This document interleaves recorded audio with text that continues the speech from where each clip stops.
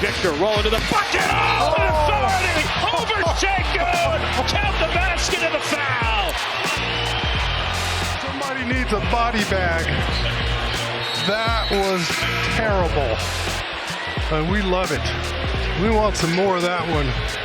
Victor, and this is what I'm talking about. He's got 2 feet underneath him instead of leaving off one. He can get a lot more of these. That was filthy. Is Wembanyama the MVP?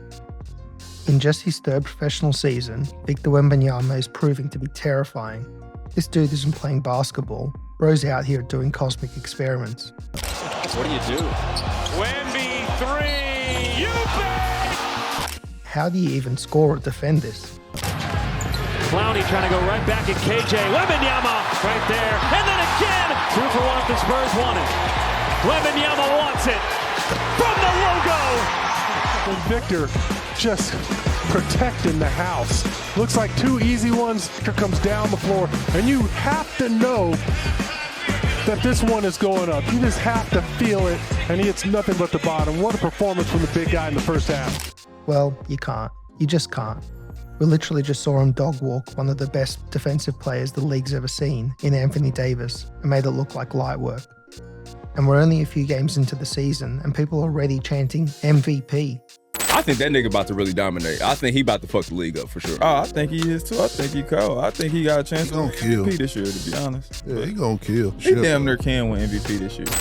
But here's the real question. In a league that's got Giannis, Jokic, Shai, and Luka, can Wemby become the youngest MVP ever? Is he even as good as they say he is? Well, in retrospect, when Wembanyama went 1st overall in 2023, it would be dishonest to say everyone agreed that he was a generational player. The stigma of being a foreign player was there. Number one, he's really lackadaisical. You see those little passes, they might work over in the French league. They're not going to work in the United States because the guys are too good. You got to quit. You got to be aggressive when you make passes out of double team. And Shaq had a great point. I mean, that other point about Bol Bol, I don't agree with that at all. There was even critics who boasted that he would be a bust in a few years down the line. By the way, I would not draft Wembanyama first. I would take Scoot, but that's just me. 7-footers don't live long, and I don't want no part of that. Everyone says that, and every year it's like, oh, you couldn't pass on that. But now the guy's broken down, and he's near death, and you're like, why did we waste our pick on that guy when Scoot's become an MVP? I don't trust 7-footers there, Eddie. And not to forget that Shaq compared him to Bol Bol. He's never seen a guy like Wembanyama. Yes, you have. His name is Bol Bol. Well, just his first year in the league, and they all ate their words. This kid is no joke. Have you seen a rookie make veterans turn their back once they see him under the rim? Yep, that was Wembanyama as a rookie. Man was already terrifying from day one. As a rookie, he was named to the all-defensive first team, becoming the first rookie and youngest player in NBA history to achieve this feat. And his second year, well, he was a run to be the defensive player of the year until the injury ended his season. Well, in his 3rd year, Wemby has got NBA players calling him MVP just after a few games. He's going to be in the MVP talks. Because if you're talking about Shaq, Absolutely. KD. Absolutely, Lord. And he leads the league with 8 blocks. Never seen no shit like that. Wemby could lead every category there is, and statistically, that's MVP. I feel like if you look up the definition of generational talent, it'll be a picture of Wemby right next to it. Think about it. He's 7'4", draining threes like Steph, blocking shots like Hakim, and rebounding like Malone. Through his first 120 games, he has more points than LeBron, more blocks than Hakim, more rebounds than Malone, and more 3-points made than Steph Curry. This is a player many critics, including some NBA Hall of Famers, talked about him lacking physicality. But fast forward to 2025, and he's got the physicality.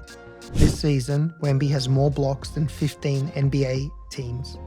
In 83% of his career games, he's averaging 2 blocks per game. But far from his blocks and defense, it's what he does on the offensive end that has got people crowning him the MVP already. This is a league that currently has Jokic, SGA, Luka, Giannis dominating offensively. But how Wemby does it just makes him stand out. I mean, take a look at Jokic. A night where he doesn't drop a 30-point triple-double is believed to be a terrible game. SGA is a walking 30 points himself. For the kind of output Giannis is constantly putting up offensively and defensively, he is starting to be highly underrated. He's got the most 30-point games this decade, and without Dame this season, he's still showing that he should be the MVP.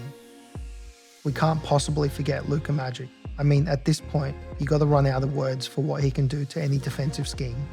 But let's be honest, aside from Giannis, none of these superstars is touching what Wemby can do both offensively and defensively. Take a look at Giannis putting clamps on the league's MVP personally. Last year, everybody talks about SGA and scoring and all of that, but they were one of the best defensive teams in the league. This is the matchup everybody in this building wants to see.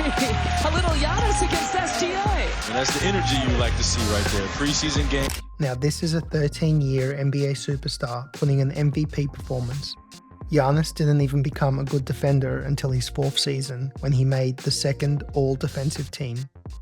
But Wemby is already doing this since his 1st year in the league, and his 3rd-year leap is something we haven't seen before. Let's be honest, Giannis isn't doing this in a high-stakes game. Just otherworldly again. You're going for the steal in the open court, behind the back, the pass, the depth of the cell. And I say this with all due respect to Shai, Jokic, and Giannis. Wemby has proven to be so great so far this season that it's not disrespectful to say he could possibly be the league's MVP. He is currently averaging 30.2 points on 56.3% shooting, 14.6 rebounds, 4.8 blocks, 3.4 assists, and 1.4 steals per game for a Spurs team that's, even without key players like De'Aaron Fox, Kelly Olynyk, and Jeremy Sohan, is 5-0, their best start to a season ever. See, Wembanyama is the first player in NBA history to record 100 plus points and 15 plus blocks through a team's first 3 games of a season. Both accomplishments would be impressive in their own right, but doing them together just shows how much of a leap Wembanyama has taken. Let's be honest, he is significantly stronger than before, clearly more confident and smarter with his shot selections. His sophomore year had him reining it in from deep, but this year he's mixing it up, getting into the paint, finishing through contact, and trusting his teammates more. That's growth. That's MVP behavior. For what it's worth, he has the chance to become the youngest MVP in NBA history, edging out Derrick Rose and his 2011 MVP by a couple of months. But then again, let's keep it real. It's too early to make such predictions.